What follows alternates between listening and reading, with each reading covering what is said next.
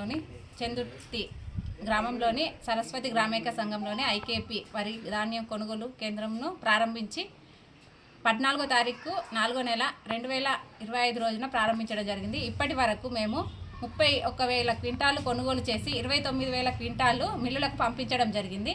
అయినా కూడా కొంచెంమంది రాజకీయ నాయకులు వారి స్వార్థం కోసం రైతులతోటి మాట్లాడేసి వాళ్ళు కాంటపెట్టిన దగ్గర పక్కకున్న వరిధాన్యాన్ని మొలకలు వచ్చిన వరిధాన్యాన్ని తీసుకువచ్చి ఎంఆర్ఓ ఆఫీస్ ముందట పోసి మమ్మల్ని బదనాం చేస్తున్నారు.